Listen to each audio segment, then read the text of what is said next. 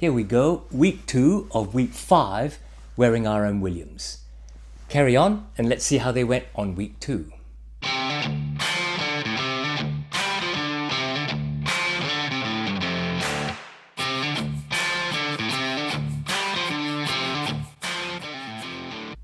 G'day, welcome back to Bootlosophy, my channel about heritage boots, primarily stitched boots and other things. I'm filming on Wadjet country in the south of the state of Western Australia. So this is week 2 of my series of 5 weeks of wearing RM Williams boots. If you haven't seen week 1, stop right now, go to my channel and go watch week 1. And also to make it easy, I will put all of the videos of this series into a playlist called 5 Weeks in RM Williams. So go to my channel and look for that over time and you can see the whole lot together. So this is week 2 of week 5. And the concept is that I chose 3 pairs of RM Williams boots to wear over 5 weeks and see what changes there were, how I feel about them, whether my opinions about comfort changed wearing them nearly every day. In essence, this returns to the days when I was originally breaking them in. But I'll tell you a secret. This particular pair, which I bought on eBay, new old stock, I never truly broke in because I bought several RM Williamses from eBay on new old stock. And I didn't get a chance to break them all in. But, you know, one of the things about RM Williams is they don't really need breaking in. And I'll talk to you about that when I talk about the comfort of these overall boots. So to reintroduce them, this is the RM Williams Turnout. It's a different last from the RM Williams Comfort Craftsman, which I'll show you in a minute. It's a slightly more rounder last. And this is, in fact, the same last that they used in their old Gardener boots. The new Gardener boots, which I'll take you through, are in a different last shape. This one is in Warwick Yearling, a quite reddish. It's night time and I've got some artificial lights on, but in the sunlight, this is quite a reddish ochre, kind of kidney blood color. The second boot I chose is the ubiquitous RM Williams Comfort Craftsman. This is the shape most people would recognize an RM Williams for, that slightly longer nose with a chisel edge. And this is the much maligned one about, you know, pour on in the sole, which I'll walk you through in a minute. And this one is probably the one that I have worn the most, although this is my second chestnut colored Comfort Craftsman. I'll tell you about that in a minute. And then the third boot I'm wearing across these 5 weeks is this new Gardener boot. But this originally began life as the RM Williams Goodwood. And then they discontinued the Gardener, which is sort of this design with this sole, and then they renamed this the Gardener. Quite a different last, as you can see, very different in sort of toe end and width shapes. So clearly a work boot style design. So those are the 3 boots. I will leave a link to the playlist if I can down below. Otherwise, I'll leave a link to week 1 that you can go and watch the video. And I'll also leave a link to the RM Williams website. It is an affiliate link and I'll get a little bit of a kickback to help me make these videos. So, moving on. Let me first start by telling you how I wore them in this last week. This is from last Sunday through to today, which is Saturday. Basically, this week I did nothing but go to the office during the days. So I mostly wore these 2 pairs of boots, the Turnout and the Comfort Craftsman. Now, I think I actually wore the Comfort Craftsman most because I wore them for 4 days. I did not interchange them this week with the Turnout as I did the week before, and I wore the Turnout on one day, when I was on Friday, when I was wearing slightly less smart office wear. It was a very casual Friday. So I wore the Comfort Craftsman the most during the week, and I've already worn these the most, so there were no surprising little tells about how they wore. Then I wore the Goodwood, or the Gardener, last Sunday because I had to tear apart the kind of fascia on a raised bed that we have in the garden. It'd been sided with Jarrah planking, so I had to get rid of that, clean it out back to the original bricks. And I wore these as a work boot. heart slightly thumping because normally for that I would wear a sort of more rugged pair of work boots, but you know, I made the decision to wear RM Williams throughout the week. And then today I've been wearing them. It's evening now, and I've been wearing them all day, going to the shops, went to the grocery shopping with my wife, went for a walk around the park this afternoon, and tomorrow, which I'll report next week, we're probably going to go for a long walk out in John Forest National Park. So I'll come back to that later. So I have to say both of these are very easy office boots. They pull on, pull off, and the comfort, both of them are comfort models. This is the comfort turnout, and that's a comfort Craftsman, and both of them are comfort in the sense that they have on top of I think it's leatherboard. It's been proven to be leatherboard these days. On top of a leatherboard insole, they put a pour-on insole, not removable, because you can feel at the edge of it something hard underneath. So obviously the pour-on is stuck on top of something hard, and I've been told through many Rose Anvil videos that this is a terrible, RM Williams is terrible because they use leatherboard. But I've yet to hear why RM Williams use leatherboard. It might be that they're cutting corners. But it might also be, as I've heard elsewhere, leatherboard is used because it dissipates sweat a lot more than natural leather. And for boots that are made to be worn in the saddle every day, you can't afford to sort of switch boots, especially at $700 per pair. And so the idea is the leatherboard may well help dissipate sweat overnight faster than natural leather. Next week is going to be interesting because I need to go down south in the southwest of Western Australia. I'm doing a workshop at a farm. It's an indigenous bush foods farm. So I'm going to be spending a couple of days with them, doing a workshop with them on their planning, because they've started to make profits now. It's been going for about 3 or 4 years. They've started to make profits, and they want to discuss their vision of how they see those profits being used in the Aboriginal community there, to help youngsters, for example, find jobs, to train youngsters on job interview techniques, and to provide homework facilities for younger kids when they come home from school and there's nothing to do. So there'll be a bit of a 2-day planning exercise when I drive down there. So I'll spend overall a couple of days, 1 day driving down, 1 day driving up, and 2 days on the ground. And I'm thinking of wearing these to go out there. A little bit flashy, but because I haven't worn them nearly as much as the Comfort Craftsman, I want to test them out there. So in reverse, I'm going to wear these for 4 days and maybe the Comfort Craftsman for the other day in the office. All right, let me talk to you maybe in some detail about the Comfort Craftsman this week. I will each week talk about one of the other boots in greater detail. So the Craftsman boot comes in 2 styles. It comes in the classic Craftsman style, which is made with leather components. And I have one of those in black, and you can go and see the full review. In fact, I've done a review of this as well. The Comfort Craftsman series is made exactly the same, except what they do is they put in a comfort insole. A lot of people complain, oh dear, pour on.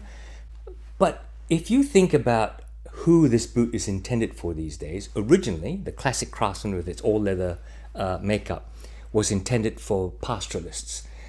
People riding on horses, mustering cattle, mustering sheep, out in the paddocks all day. That was made with leather in design. This one, let's face it, is made for the boardroom farmer, right? You wear this with your office suits to go to the office or around city and in the urban area. So if this attracts somebody who would normally go to a mall store and buy a cement construction or Blake Stitch construction boot that'll fall apart in a year or two, you would want that market to slip these on and not go, oh my God, they're stiff. You want that market to slip this on and go, yeah, okay, that feels like one of my fashion boots. But it's made better. This is not going to fall apart within 1 year. So for that reason, that pour-on to me is entirely forgivable. How this is made, it's Goodyear welted. It's 270 degree Goodyear welted, meaning the Goodyear welt starts there, goes all the way around, comes back here. Goodyear welted means that the uppers, being the uppers and the insole, are connected to the bottom by the medium of a welt. The inside is sewn to the inside edge of the welt. The outside wedge of the welt is sewn right through to the outsole. And in that way, it's water resistant because that outside stitch doesn't go all the way in, and the inside stitch doesn't poke outside and absorb water. It's dust proof as well because there's no lacing system. And as long as you keep moisture away from the goring as much as you can, even though I've found that this kind of resists moisture, then it will be very water resistant. It is a whole cut boot, meaning that this entire thing is one piece of leather with one seam up the back. And if you think, so what, whole cut, you try wrapping a football in a flat piece of gift wrap. And you do that without doing any wrinkles whatsoever at the edges. And you tell me how easy that is. It has two pull loops, which are nice and generous. And because they're cloth, I don't mind them because they don't really catch on your pants. And the last is the classic Craftsman last with that chisel edge. It is slightly longer than round toe boots. Can you see that? It's a good 0.5 centimeter to 1 centimeter longer. Why is that? It's not to make you stumble, but because it's a little bit more pointy than a round toe, that turn in has to happen once it goes past your toes. A badly designed boot turns into a sharp nose at your toes, which means your toes get squished. But because it goes beyond your toes and then turns in, that's why it's a bit longer, it doesn't squish your toes. If you want to know more about this, go and see my review of the black classic Craftsman or the brown chestnut comfort Craftsman. The one that I reviewed in the chestnut comfort Craftsman is a different boot. I bought that a half size too small, even though I was told to do so by the store, and they went an H fitting, which is wide, in 7.5. I usually wear 7.5 in Australian boots, but in the comfort Craftsman, I do have to wear an 8 because it is quite snug. It's a long, snug last. I generally wear 8s in all of my RM Williamses, and this is at 8 too, but because of that wider last, I think very possibly I could wear this at 7.5. The leather is a yearling, and I have to say that this one, which although it's a second, it has a hole punch to identify it, although this is a second that I bought in Adelaide in their seconds store, the leather on this, being newer than the leather on the old Comfort Craftsman in chestnut, same yearling leather, creases a hell of a lot more. So I think they've changed their tanneries. And also this one has a much more softer, supple feel to it, whereas that one had a waxier hand. Interesting how these tanneries can change, or tannages can change. So let me this week focus on comfort. How comfortable was it wearing these boots? Let me take these. I only wore these for one day. The construction is the same as the classic Craftsman. It has a 270-degree welt, and then it has a leatherboard insole. I think it's leatherboard, and on top of that they glue on a pour-on insole, which gives you that instant comfort when you put your feet in. I said at the beginning I hadn't worn these much, and I don't believe I've broken them in, and they didn't need break-in. You immediately feel comfort. This is like putting on a comfort shoe, but it's made in the traditional sense. So the comfort in this I find exceptionally comfortable across all three. I'm not quite sure why. This yearling leather seems finer and waxier in the hand. That may have something to do with it. It's fully lined, of course. The last suits me. It's the same last as my gardener boot, and if you go and see that review, you'll find that I really like the comfort of that last. And definitely the pour-on suited me really well. Bearing in mind I wore this for one day in the office. Next week, we're going to see, because I'm going to be standing all day for 2 days as I'm conducting a workshop. So in terms of comfort, the fit and all that, I would grade this a good 9 out of 10. This next one, I'll grab the Goodwood / Gardner. The comfort on this is good but different. I can't wear this with a dress sock. I have to wear this with a thick boot sock, which is why in an 8, a half size bigger than I would normally take in other Australian UK sized shoes. I would normally take a 7.5. I think this is a bit roomy for me, but I don't mind it because I'm wearing this as a kind of sloppy work boot, sloppy casual boot. And I wore it to, as I said, work in the yard last weekend. And what I like about it is that wider forefoot, which means that when you're kneeling, when you're sort of straggling to get a grip on the ground as you're digging or pushing or whatever, your foot's got room to move. It's not sort of caught tight. In terms of the comfort underfoot, it has that same pour-on top of leatherboard construction. So again, it's highly comfortable just slipping your foot in and you go, oh, this is good. And combined with thick wool socks, brilliant. I never felt any tightness or any firmness underfoot at all.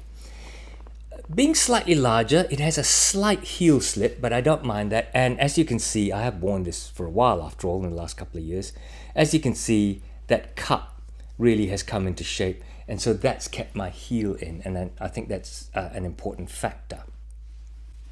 So sizing helps. That looseness I like for the type of use I get this into.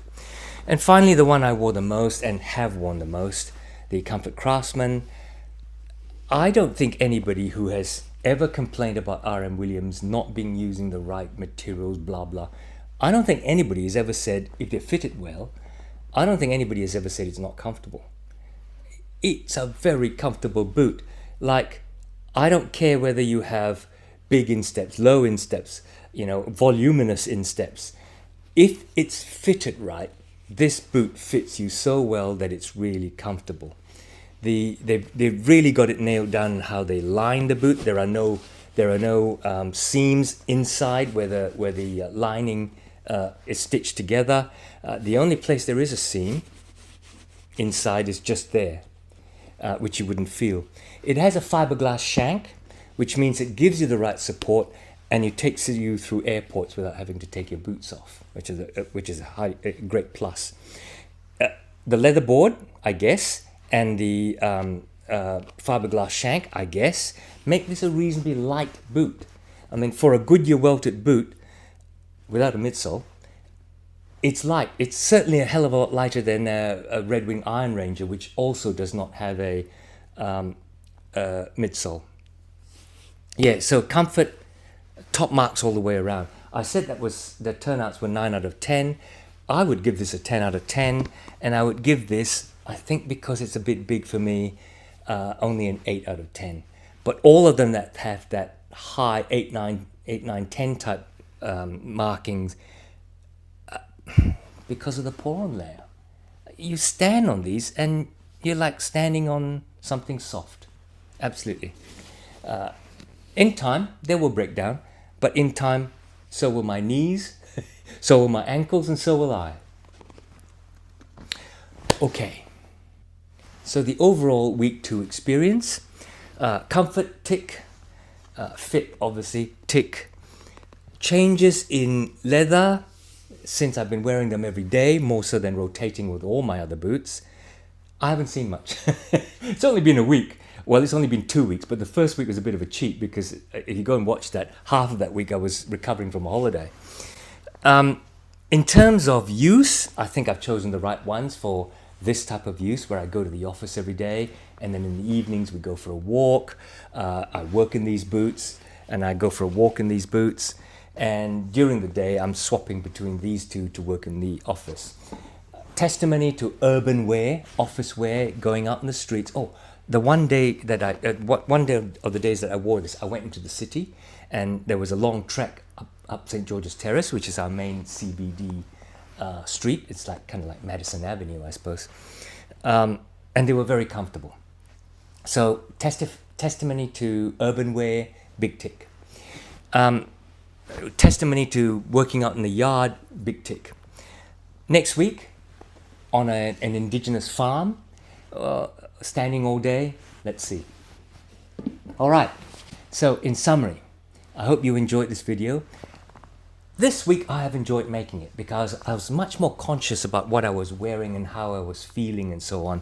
And I think as the weeks progress, I'm going to focus on one aspect of these boots in each case. And then in summary, I'll tell you about how I feel they've changed, even though they are broken in boots. So in many ways, I think this is like the Stitch Down Patina Thunderdome worn boots area. And it's only for 5 weeks, but at least I can give you an idea of what the worn boot feels like in that time. I hope you enjoyed this video. Don't forget to SLC, subscribe, like, comment, and ask me any questions about these, and I'll try and answer them if I can. Although one of the things I do find that because I'm making so many videos, I am forgetting some aspects of the video. So if you ask me a question like, what watch are you wearing, or what's that jacket, I kind of have to watch the video again and see, what the hell was I wearing? So I don't like those questions. I'll try and answer them. But going back in time, my memory's shot to pieces. Okay, like, subscribe, comment. Come back next week. Take care out there. See you soon.